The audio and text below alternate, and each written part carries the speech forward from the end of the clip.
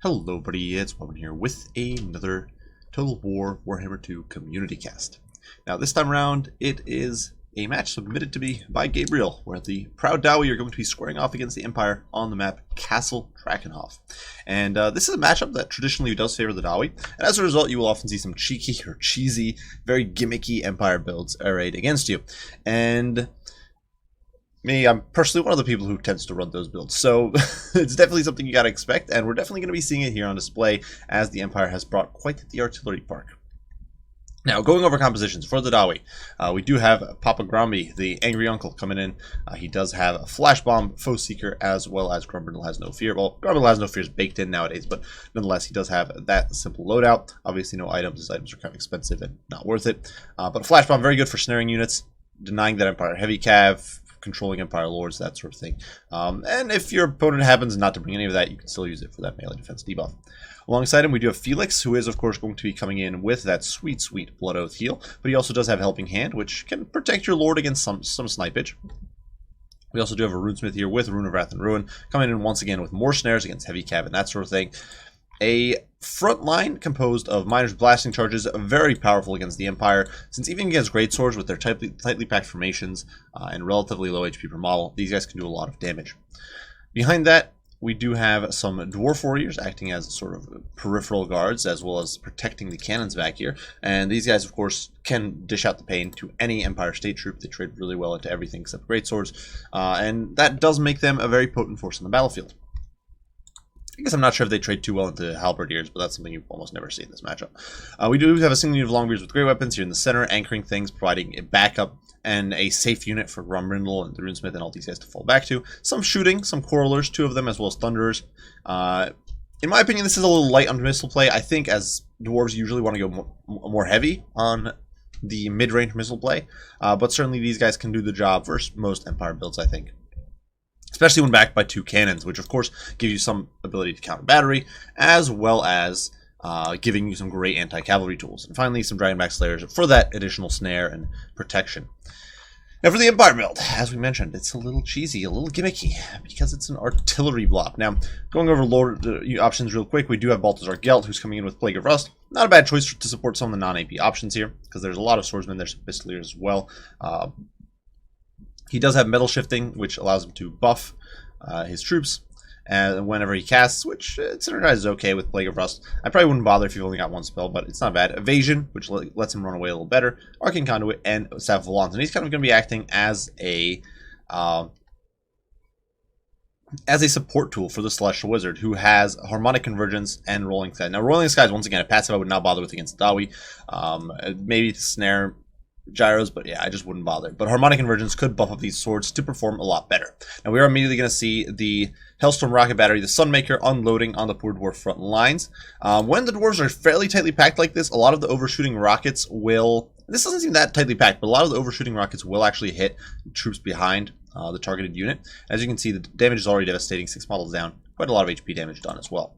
Besides that, we do have Hammer of Witches, as well as a normal Great Cannon for counter battery work. Hammer of Witches, physical resistance, and although it does magic damage, it's actually offset by much higher base damage. So if we look here, we can see it does 435, 145 non-AP versus a normal cannon, which only does 352, 88. So you've got about 25% more damage on the Hammer, which is perfectly offset by the Dwarf magic resist. But with the physical resist, I think it will trade much better into the Dwarves. Plus, it does have better accuracy for that veterancy. Besides that, a bunch of swordsmen making up the front line. And not great against Dwarves, but when you're going with this much artillery, you kind of need something cheap. And then some Empire Knights, once again, going cheap. Then we do have a handful of Pistoliers on the flanks, probably hoping to get some help from Balthazar Gelt. And the White Lines, probably hoping to do cleanup once the Hellstorm has done work.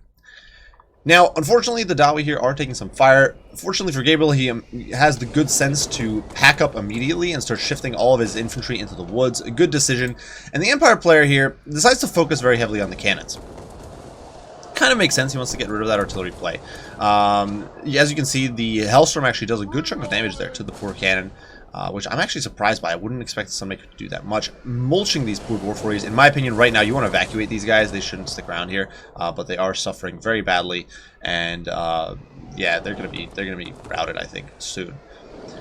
Over here, this cannon here is starting to take some fire from the Black Lions. Now, keep in mind, one of the things a lot of people do with Black Lions, they assume they are a very powerful unit, but they don't have that much ammo. So right now, I think this is a huge waste of ammo, shooting at the cannon. And although one cannon has already been routed off by that overwhelming Empire artillery, at the expense of just a great cannon and a hammer of witches, the cannon here is going to get some return fire on the Black Lions, dropping them by about a third of their HP. And honestly, the Black Lions here are kind of wasting ammo. Yes, they're killing some of the cannon crew. Yes, they're doing some damage, but these guys need to clean up the infantry. Cannons will not clean up this much infantry. So this is a big misplay, I think, on the Empire player's part. Same thing using the Hellstorm rocket battery to try to kill off the cannons. Now, the cannon crew here is going to rout, but they are not chased off.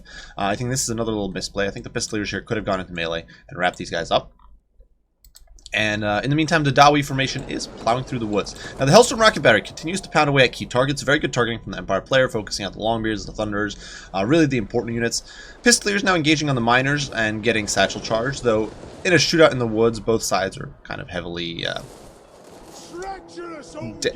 it's a disadvantage. Neither's really gaining very much from that.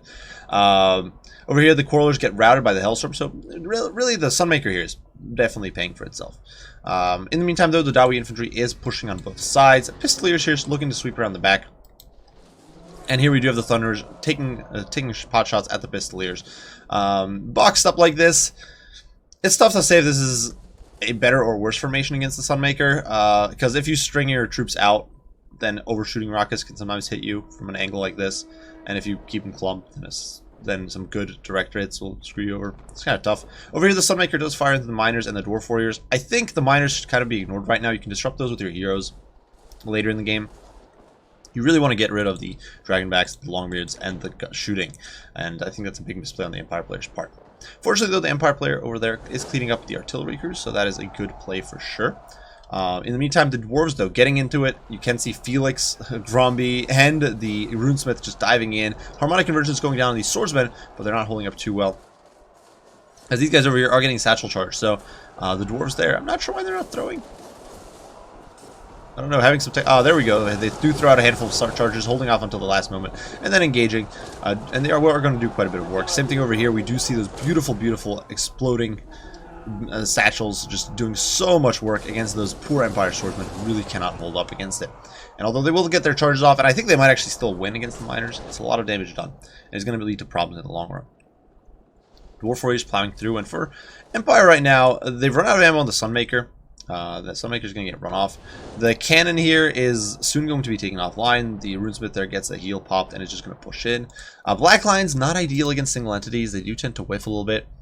And although the Knights here are doing some cleanup, it's definitely looking like it's going to be a bit of a struggle for Empire, because right now their cannon crews are being forced to dismount. They're being forced to run. Rune of Wrath and Rune is forcing Balthazar Gelt to run. Now we are seeing the swords pivot into position to help. But yeah, it's not looking great. The Pistoliers did a great job doing cleanup back there, for sure. But Empire at this point, yeah, like 2,000 worth of units almost is gone.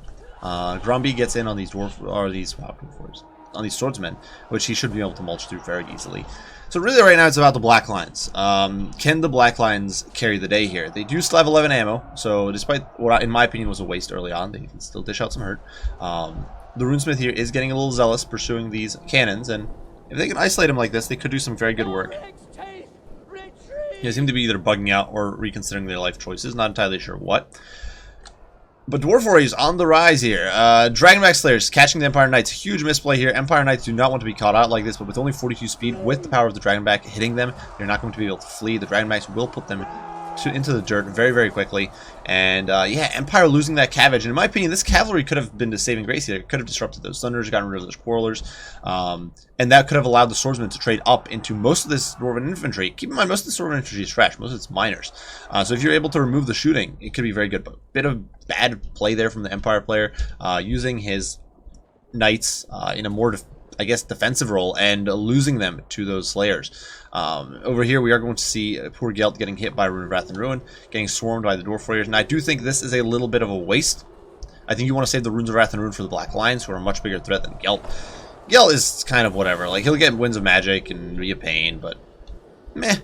I do think that right now the White Lions should be priority, even though they're not currently really shooting very much. That said, Despite my criticism there, Gelt is going to be getting caught here. He does get harmonic conversions, overcasts, I guess Plague of Rust, not entirely sure. I'm not sure why you would do that. I guess for the Pistoliers. I guess he's also probably got a lot of Wind Magic left over, but he is going to get chunked here. Dwarf Warriors surrounding him. Gromby gets that beautiful chop there. 400 HP down. I don't know if the Lord of the Gold Order here is going to get away. He takes another chop there from Gromby. Actually surprised he's squeaking away here. 41 HP, 31, but I don't think Gelt is coming back. 39 leadership in the negative. Yeah, I don't think that's happening. Pistoliers wasting some ammo here. As that Plague of Rust dissipates, they won't be able to do very much at all. Miners continue to pursue the Black Lines as Benny Hill plays in the background. And, yeah, at this point, it's basically clean up in aisle 9, I think. There's artillery camping in the woods. The Dwarf player here is going to be able to push in. Gabriel sort of screening out these Pistoliers, accepting the losses. You kind of have to at this stage. The only real option you have against the Black Lines is Rune of Wrath and Ruin. So, just the losses are just something you're going to take. I don't think you can avoid it. But Dragonback Slayers now pursuing. Granted, the Swordsmen do intercept here, but they are then going to get overwhelmed by the swarm of Dwarf Warriors. So some good play there, cleaning up the way for the Dragonback Slayers. If the Dragonbacks get a single slap on these Black Lines, it is game over. Because these guys will not be able to outrun them once they're snared. They've only got 50 base speed, so Dragonback Slayers with their 40 are going to be more than enough. So no matter what these guys wishes may be, they need to not get caught. And still, there's so much missiles left for Dwarves. Right now, I just don't see a way back for them. The Hammer of Witches here and the Great Cannon being zoned out by Miners, they're never going to be able to reman the guns. Empire player is trying his best to kite, but now the Black Lines are going to get hit by Rune of Wrath and Ruin, and these majestic War Chariots are going to get caught by the Dragonback Slayers. And although those armored horses, those bartered horses, are going to be throwing a few bites back the Dragonback Slayers' way, they're not going to be able to escape. 32 speed right now with the Dragonback Slayer ability on them. 90 armor doesn't really matter against the amount of armor piercing that the Slayers have in their base damage. It's like 16. And stack that on the bonus versus large, these guys are absolutely screwed. And the army losses penalty does kick in. So a close victory for the Dawi. Now a bit of a fun matchup. I do think the... well, to be honest, I was surprised by how well the Empire Artillery did. I'm personally, when I play, I usually do not bring Empire Artillery in this matchup. And I didn't expect the Hellstorm to do as well as it did against the cannons, which I think was an interesting take. I didn't expect that performance because it basically knocked both cannons offline with some help from the Hammer Witches and the Great Cannon for sure. But Sunmaker basically in large part disabled that artillery, which was impressive. And did 146 kills using up all its ammo. Granted, I don't know if it paid for itself, but it was some good work. That said, the commitment the Empire player made here to this blob of artillery made it very difficult to hold in the long run. I think the Celestial Wizard was a massive mistake. I think you should cut this guy, bring an Empire Captain or a Warrior Priest. You're going to get a much better value that way if you're going to bring a second hero with Gelt in a build like this one. But this sort of build is definitely very risky against the Dwarves, and I think in this match it didn't pay off. Because yes, you won the artillery duel, but Gabriel packed up, he pushed in, and he reacted quickly, which is important. Some Dwarf players, granted, I've seen Dwarf players who will just sit still, and they will kind of hope that they win the artillery duel. You do not want to do that. If you see your opponent committed so heavily into artillery, you need to start moving. And it was good that Gabriel, he did keep some Dwarf Warriors in the back to support the artillery, yes, so they wouldn't get overrun by a single unit of Cav. But he packed up like 90% of his army and started advancing, and that was good. And the Empire army here couldn't really counter that. But really, I think you could ditch the Celestial Wizard. You could probably ditch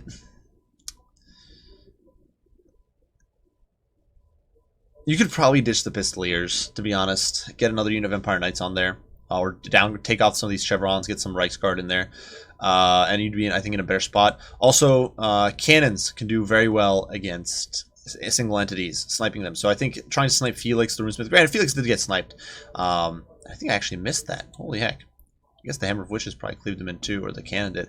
But you want to try to shut down these heroes sooner. And I think the cannons... They were so fixated on the enemy cannons that they didn't really shoot Gromby and the Runesmith as much. And that was, I think, a bit of a misplay. I think they could have definitely been trying to shut those guys down a little harder.